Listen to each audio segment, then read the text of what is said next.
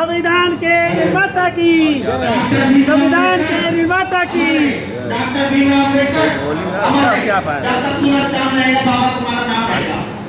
बाबा साहब जिंदाबाद। जब तक सूरज चांद रहेगा बाबा तेरा नाम रहेगा। जब तक जिंदाबाद। सीएम साहब जिंदाबाद। सीएम साहब जिंदाबाद। सीएम साहब जिंदाबाद। हमारे ओवैसी साहब जिंदाबाद। डॉक्टर भीमराव अम्बेडकर, अमर रहे।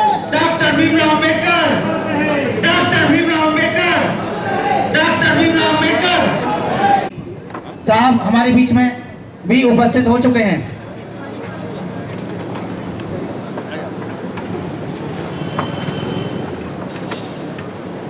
ठीक है।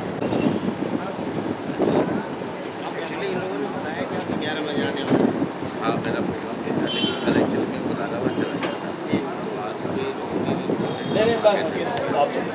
तो मैंने कहा उसको पहले सर आप तालियों के साथ स्वागत करें सर। हाँ जी सर। हाँ जी सर।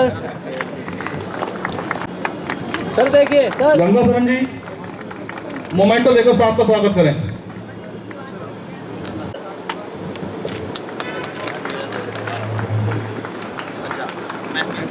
गंगा सर जी सर यहाँ देखिए सर। आइए साथियों,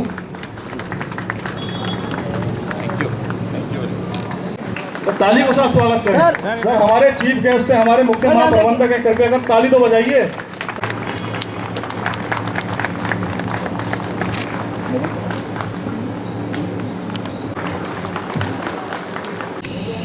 के बारे में बाबा साहब ने श्लोकों के तौर में 2 लाइनें कही थी कि शिक्षा वो शेरनी का दूध है जो पिएगा वो दहाड़ेगा, और कहा था कि मुझे पूछने की जरूरत नहीं है, मुझे पढ़ने की जरूरत है। तो मैं अब हम जिनका इंतजार इतने समय से कर रहे थे, हमारे महामहिम, हमारे चीफ गेस्ट, हमारे chief general manager Shri A.K. Garg साहब, मैं चाहूंगा देखिए तालियां रुकनी नहीं चाहिए जब तक वो यहाँ पर पोडियम तक नहीं आए।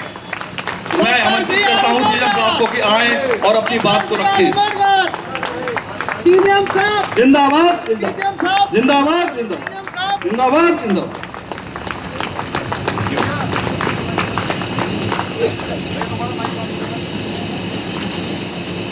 बहुत बहुत धन्यवाद।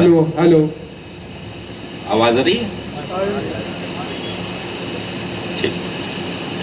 मंच पे बैठे हुए सभी मेरे वरिष्ठ साथीगण, इस सभा में बैठे हुए सभी मेरे साथियों, सभा के कार्यकारिणी, उनकी टीम, आप सबको मेरा नमस्कार।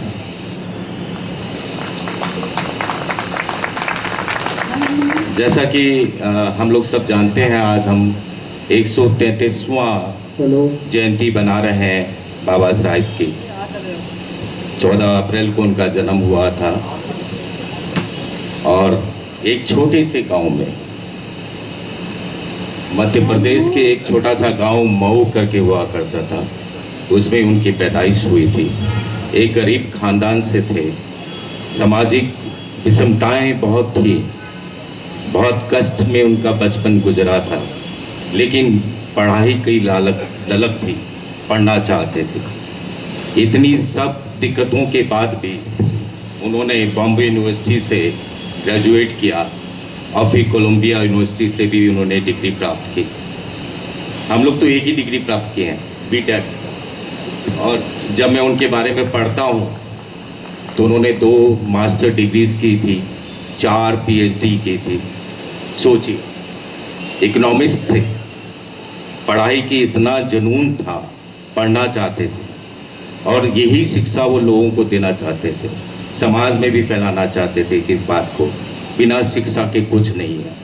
और उनको सिंबल ऑफ नॉलेज की तरह उनको ट्रीट किया जाता था। He was considered as a symbol of knowledge. इतना बड़ा बुद्धिजीवी हमारे बीच में था, भारतवर्ष में था, ये हमारे लिए गर्व की बात है। अगर मैं उनके इतिहास को देखता हूँ, एक बड़ा अच्छा सीरियल चला था, आई डोंट नो आप लोग देखते हैं कि नहीं, मैं उसको बहुत फॉलो करता था, कई दिनों तक मैंने फॉलो किया, और एक ही चीज मैंने सीखी उससे, जंग, लड़ाई, संघर्ष, अपने हित के लिए बात करना, सत्य बोलना, ये सब देखने को मिला उसमें। और मैं वो टाइम निकाल के, कोशिश करके, अपने टाइम से, अपने समय में से वो सीरियल मैं और मेरी वाइफ दोनों देखते हैं जब भी मौका मिलता है। वो सीरियल बहुत अच्छा है, उसे आपको बाबा साहेब के बारे में बहुत कुछ जानने को मिलेगा।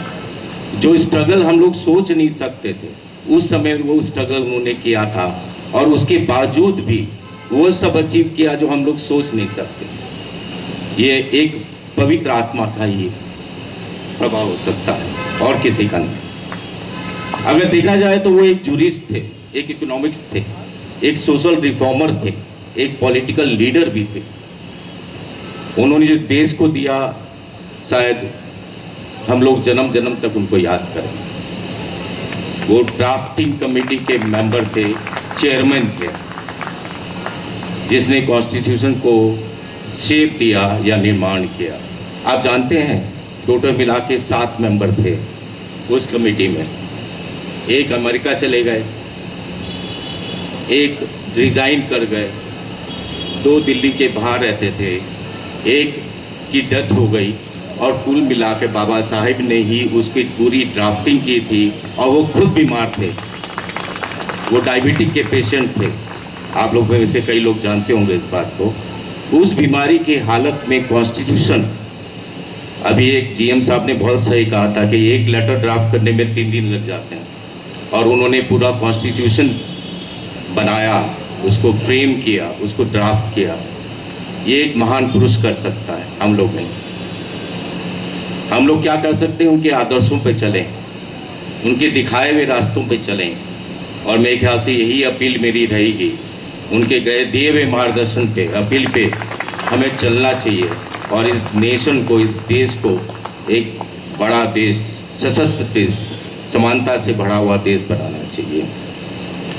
कॉन्स्टिट्यूशन बनाने के बाद में हम लोग उनको the father of Indian constitution भी कहते हैं। इतनी सारी पदवी लेकर वो धन्य है, और उनकी पूजा करना हमारे लिए महान बात है।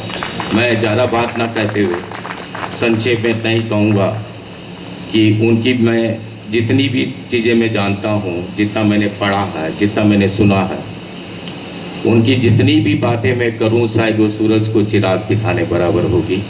अपने शब्दों को यहीं विराम देता हूँ, और एक बार पुनः आप सब लोगों को बहुत बहुत शुभकामनाएं 133वें जन्मदिन के अवसर पे। Thank you very much. Thank you.